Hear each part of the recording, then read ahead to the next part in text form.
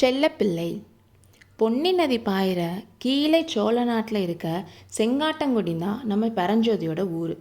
இந்த கிராமத்தில் மாமாத்திரர்னு பட்டம் பெற்ற பழங்குடியினரை சேர்ந்தவ தான் பரஞ்சோதி. உறையூர் சோழ மன்னர்கள் ஆட்சி செஞ்சுட்டு இருந்த பழைய காலத்தில் பரஞ்சோதியோட மூதாதையர்கள் படைத்தலைவர்களாக இருந்தாங்க. சோழ வம்சம் கொஞ்சம் கொஞ்சமாக அதோட சிறப்பை இழந்து பல்லவர்கள் மேலே வரும்போது மாமாத்திரர்களும் அவர்களோட சிறப்பை இழந்துட்டாங்க. அதுக்கப்புறம் அவங்க போர் தொழிலை விட்டுட்டு விவசாயம் பார்க்க ஆரம்பிச்சிட்டாங்க. பரஞ்சோதி பிறந்தப்பவே அவனோட அப்பாவும் இறந்துட்டாங்க. அம்மாவோட செல்ல பிள்ளையாக வளர்ந்தான். பக்கத்தில் இருக்கிறவங்கெல்லாம் அவனை மொரடன் பொல்லாதவன்னு சொன்னாங்க. சண்டைன்னா அவனுக்கு சக்கரை பொங்கல் சாப்பிட்ற மாதிரி. அவனோட மூதாதையர்களோட வீர ரத்தம் அவனுக்குள்ள அப்படியே இருந்துச்சு.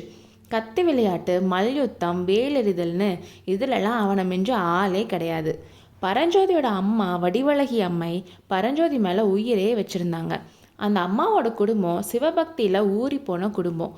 அவளோட அண்ணன் திருவெண்காட்டுப்பதியில் மருத்துவர், பேர் சிவநேச செல்வர். அவருக்கு தமிழ் மொழியும் நல்லா தெரியும், வடமொழியும் நல்லா தெரியும். ஃபேமஸான மருத்துவரும் கூட. அவரோட பொண்ணு உமையாள் அழகாக இருப்பா, நல்ல குணம், படிப்புலையும் சிவபக்திலையும் நல்ல ஆர்வம் இருக்குது. இந்த பெண்ணை எப்படியாச்சும் பரஞ்சோதிக்கு கல்யாணம் பண்ணி வச்சிடணும்னு அந்த அம்மாவுக்கு ஆசை. இருந்தாலும் தன்னோட அண்ணன் முரடன்னு பேர் வாங்கியிருக்கிற தம் மகனுக்கு பெண்ணை கொடுப்பாங்களான்னு சந்தேகம். பரஞ்சோதியை நல்லா படிக்க வைக்கணும்னு அவன் அம்மா எவ்வளவோ ட்ரை பண்ணாங்க, ஆனால் முடியவே இல்லை. ஒரு வருஷம் பொங்கல் பண்டிகைக்கு பரஞ்சோதியும் அவன் அம்மாவும் திருவெண்காட்டுக்கு போயிருந்தாங்க. அங்கே அவன் உமையாளை பார்த்தான். அவளுக்கு கல்யாண பேச்சு நடக்கிறதையும் ஒரு பக்கம் தன் மாமாவும் அம்மாவும் அவனை பற்றி கவலையாக பேசிக்கிறதையும் கேட்டான்.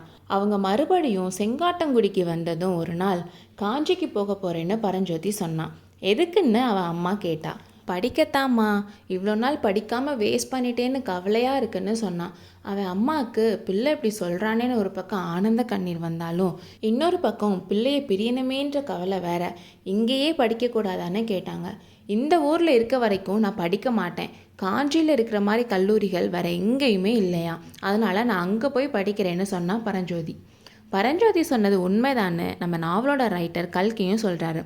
அந்த காலத்தில் தமிழ் கற்றுக்கிறதுக்கும் வடமொழி கற்றுக்கிறதுக்கும் கல்லூரிகளும் பௌத்த மத கல்லூரிகளும் சமணர்களோட பள்ளிகளும் நிறைய இருந்துச்சு. அது மட்டும் இல்லாமல் சிற்பங்கள், பெயிண்டிங்ஸ், மியூசிக் பற்றி சொல்லித்தர காலேஜஸும் நிறைய இருந்துச்சு. இதெல்லாம் விட முக்கியமான ஒன்று அந்த டைமில் நடந்துச்சு. அது என்னென்னா, நம்ம மகேந்திரவர்ம சக்கரவர்த்தி திருநாவுக்கரசரோட போதனைகளை கேட்டு சமண மதத்தில் இருந்து சிவபக்தர் ஆயிட்டாரு. ஏன், திருநாவுக்கரசர் கூட சமண மதத்திலிருந்து சிவனடியாரானவர் தான். இது நடந்த அந்த காலத்தில் இதை பற்றி தான் தமிழ்நாடு ஃபுல்லாக பேசிகிட்டு இருந்தாங்க. மகேந்திர சக்கரவர்த்தியோட ரெக்வஸ்ட்னால தான் திருநாவுக்கரசர் காஞ்சியில் மடம் வச்சு தமிழ் மொழியையும் இசையையும் கற்றுக் கொடுத்துட்டு இருந்தார். இதெல்லாம் கேள்விப்பட்டு தான் பரஞ்சோதியும் காஞ்சிக்கு போகிறேன்னு சொல்லிட்டு இருந்தான். அவன் அம்மா கிட்டேயும் ஒரு வழியாக சம்மதத்தை வாங்கிட்டு மாமா கிட்டேயும் சொல்லிட்டு கிளம்பினான். அவனோட மாமாவுக்கு திருநாவுக்கரசரையும் ஆயனரையும் ஏற்கனவே நல்லா தெரியுன்றனால அவங்களுக்கு ஒரு லெட்டர் எழுதி அதையும் கொடுத்து அனுப்பினார். அவன் நல்லபடியாக படித்து முடிச்சுட்டு வந்ததும் உண்மையாலையும் அவனுக்கே கல்யாணம் பண்ணி தரதாகவும் சொன்னார். எல்லார்கிட்டையும் சொல்லிட்டு பரஞ்சோதியும் கிளம்பிட்டான்.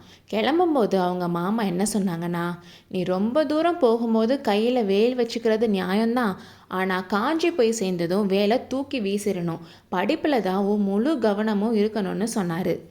அடுத்த அத்தியாயத்தில் சந்திப்போம்.